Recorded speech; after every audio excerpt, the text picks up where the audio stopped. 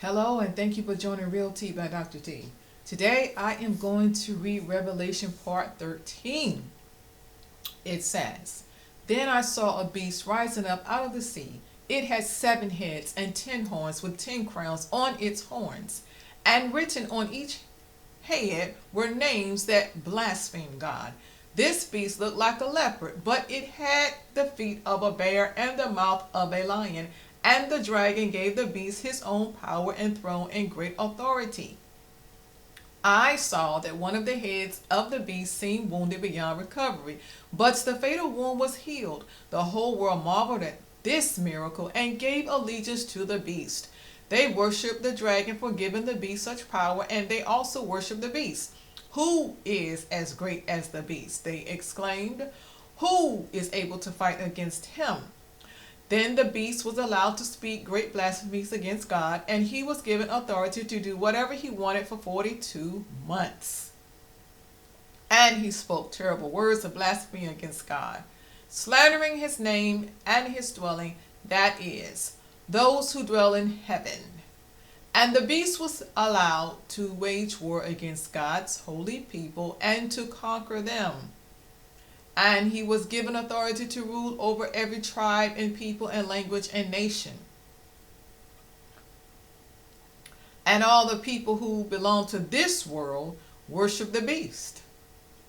They are the ones whose names were not written in the book of life that belongs to the Lamb who was slaughtered before the world was made.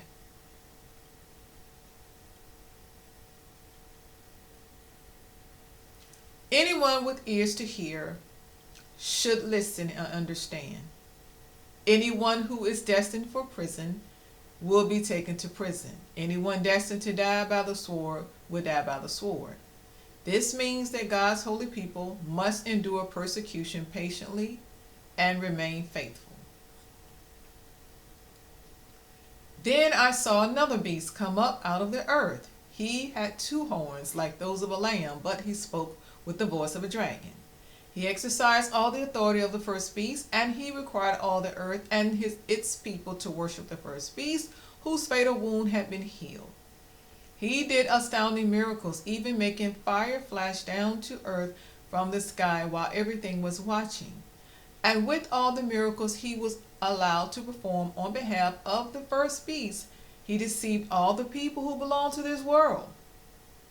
He ordered the people to make a great statue of the first beast who was fatally wounded and then came back to life.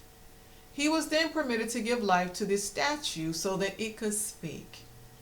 Then the statue of the beast commanded that anyone refusing to worship it must die.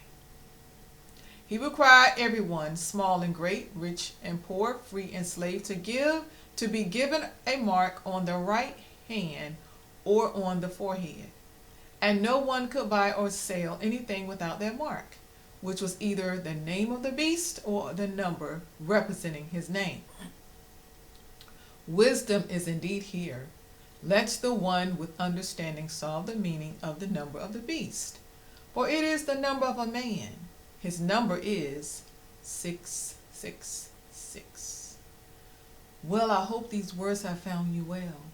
And truly, by all means, please seek the Lord for clarity, because he's the one that can make sure you totally understand what this part of Revelation is saying.